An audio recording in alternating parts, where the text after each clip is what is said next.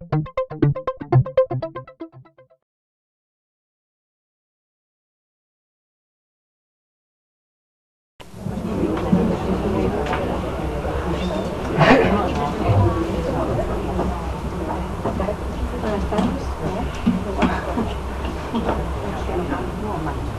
buenas tardes. Bueno, bona tarda a tothom. Avui tenim el plaer de tenir Antoni Bolinches. Coneixeu diversos de vosaltres. Ell és llicenciat en Filosofia i Ciències de l'Educació, amb grau de llicenciat en Psicologia i màster en Sexualitat Humana. És un dels introductors de la psicologia humanista aquí a Catalunya i des d'aquest mateix enfoc s'ha especialitzat en el tractament de conflictes de parella, les disfuncions sexuals i teràpies de creixement personal. Des d'una metodologia pròpia, coneguda com a teràpia vital. És professor i coordinador del màster en Sexologia Clínica i Salut Sexual de la Facultat de Medicina de la UB i professor també col·laborador del màster en Educació Emocional. És col·laborador habitual en diferents mitjans de comunicació, com ara són Catalunya Ràdio o RAC1, i és autor de diversos llibres, com podrien ser Felicidad Personal, Sexo Sabio, Peter Pan puede crecer. I res més, dir-vos que aquesta tarda ens presenta el seu nou llibre, La felicitat no té preu, i espero que disfruteu amb ell, com sempre. Gràcies, Marina, i gràcies a tots vostès, a tots vosaltres, per compartir amb mi aquesta estona.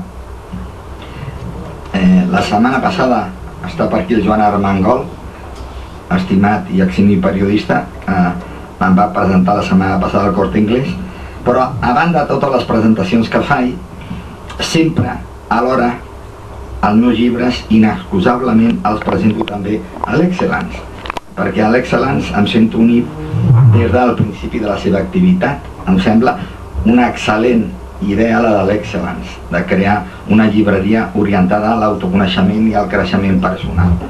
Per això, una vegada més, ja quasi com formo part de la família d'Excellence, presentem la meva darrera obra. Què vol dir La felicitat no té preu? Doncs començaré amb una petita anècdota. Quan estàvem parlant de quin seria el títol del llibre, a mi em va semblar que La felicitat no té preu expressa perfectament la intenció, el missatge, podríem dir bàsic, la idea força del llibre. I un dia, acompanyant el meu net i a la meva jove a casa seva, al meu net li vam preguntar què et sembla el títol, Daniel? Està aquí el meu fill, el meu net. Tinc un fill i un net, els dos es diuen Daniel. I diu, què vol dir això, iaio? Dic, doncs molt senzill, que la felicitat ha de tenir a veure amb coses que no es poden comprar. Per això la felicitat no té preu. I diu, posa'm un exemple.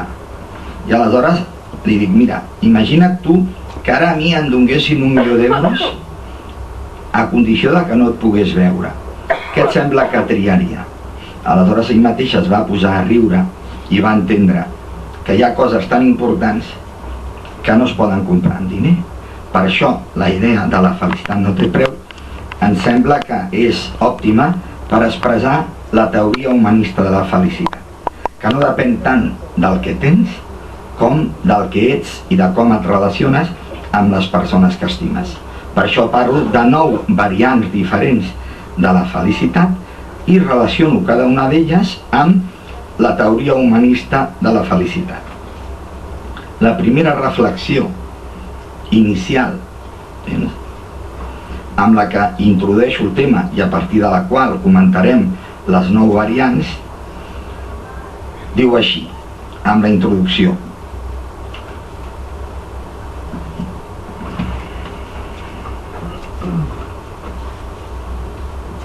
Res no ocupa més el meu temps que la felicitat.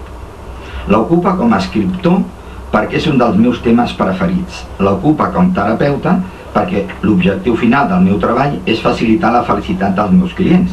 I l'ocupa com a professor i conferenciant perquè procuro que tot el que dic produeixi en qui ho rep certa sensació de gaudi intel·lectual i d'optimisme vital. Per això em considero un privilegiat amic de la felicitat. En tot el que faig, la felicitat m'acompanya en la seva expressió més àmplia i plena, ja que experimento l'enorme satisfacció de sentir-me feliç quan facilito la felicitat dels altres. Per això, una de les meves reflexions és que la felicitat que dura és la que es reparteix. La felicitat és una cosa que només té sentit quan la fas arribar als altres. Per això, qui intenta ser feliç ell per sobre de la felicitat dels altres, quasi mai és feliç. Al contrari, es converteix en una persona, podríem dir, negativa, avara de la seva felicitat i al dificultar la dels altres està impossibilitant la pròpia. Dic aquí, per això, quan ara Llibres em va proposar escriure aquest llibre sobre la felicitat, ho vaig acceptar de bon grat. Fer-ho em dona l'oportunitat de reflexionar un cop més sobre un dels eixos principals de la meva obra literària, tot relacionant-lo amb aquesta ocasió amb la greu crisi de valors socials que patim actualment. Què vol dir això? Molt senzill, que hem creat una felicitat tan artificial que resulta molt difícil conquerir la felicitat natural.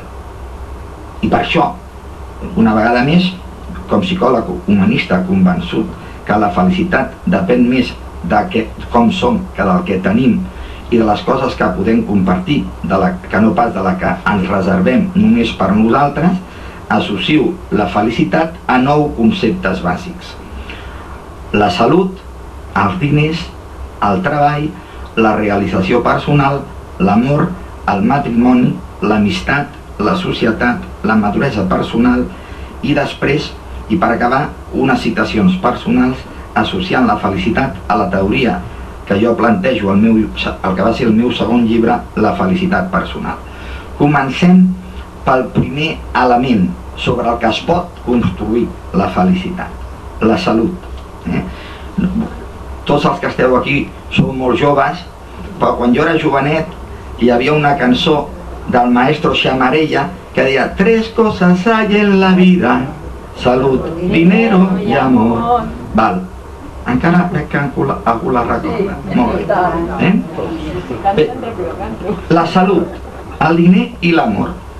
Jo no els posaria per aquest ordre, però està clar que les 3 coses tenen a veure amb la felicitat. Però com la base sobre la que es pot construir la felicitat és la salut, començo les meves reflexions sobre la salut amb una reflexió del Ralph Waldo Emerson que diu: la primera riquesa és la salut. La primera riquesa és la salut. Malauradament estem en un món que quasi tot ho compra. I fins i tot compra òrgans que ens poden afavorir la salut, però encara no es pot comprar la salut.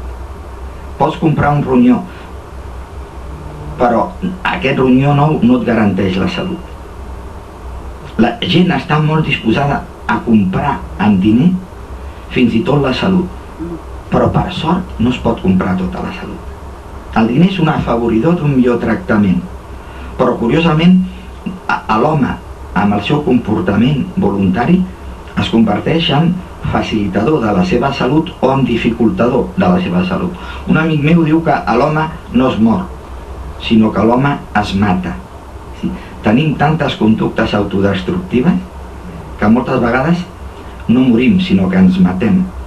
Droga, conflictes, una actitud vital negativa, pessimisme existencial, excessiva competitivitat, hàbits de vida tòxics, tot això ens mata. Per tant, fins quin punt nosaltres som responsables amb la nostra actitud vital positiva de la nostra salut.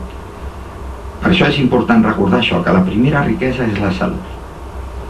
A partir d'aquesta primera riquesa és quan entro en un tema molt més segurament polèmic, perquè que la primera riquesa és la salut segurament no ho discutiria ningú.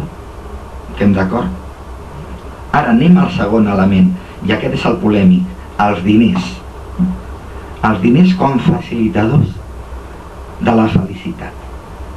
És cert que és molt difícil que sense diners es pugui ser feliç, però també és cert que només amb diners no es pot ser feliç.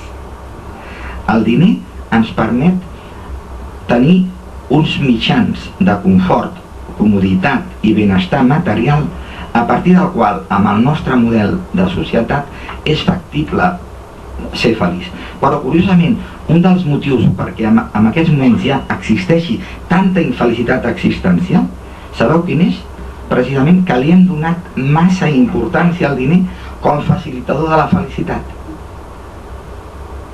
I un dels grans problemes del model de societat capitalista, clar, el comunisme ha fracassat perquè el que proposava és que tots fóssim iguals i que no existís la propietat privada, i això desincentivava l'esforç personal. Però el capitalisme s'ha de reciclar perquè el que proposa és una hipertròfia de l'egoisme i associa la felicitat al consum i creu que consumir més ens farà més feliços, quan no és així. Hem de consumir suficient per tenir benestar, però a partir del benestar la felicitat depèn molt més de les actituds vitals i de coses que no es poden comprar, com l'exemple que posava. Les persones que t'estimen no tenen preu. Algú canviaria la companyia de la seva parella, del seu fill, del seu nét per 1 milió d'euros? Segurament ningú. I segurament 1 milió d'euros aniria bé a tots. Per tant, hi ha coses més importants que el diner. Precisament una de les reflexions que recullo aquí és aquella que diu que aquells que creuen que tot es pot comprar amb diner és el que estan disposats a fer-ho tot per diner. Però quantitat de persones no faríem coses dolentes per diner. No robaríem, no mataríem, no trairíem a les persones que estimem per diners. Per tant, el diner, deia una altra citació, és un bon servidor per a un mal amo. Un bon servidor per a un mal amo. Quan ens mana a nosaltres el diner, estem perduts, perquè aleshores confonem el que som amb el que tenim i creiem que per tenir més som millors, quan precisament no som millors per tenir més, sinó per l'utilització productiva que fem del que tenim. Fixeu-vos, un dels últims fenòmens del capitalisme és el del altruisme facilitador de la felicitat. Sabeu que el Bill Gates, un dels homes més rics del món, ha creat un club de milionaris que han creat una associació per afavorir amb el seu diner la felicitat aliena. Què li ha passat? Molt senzill, que a partir de certa quantitat ja no tens un al·licient guanyant diners.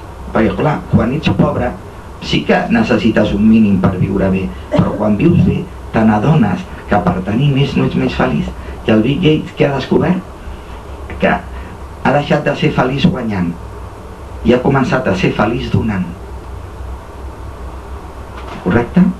Per tant, si algú vol seguir el camí del Bill Gates, que aixequi la mà, després li donaré la meva compte corrent i que m'ingressi en compte. I així serà feliç ell i feliç els que són pobres encara.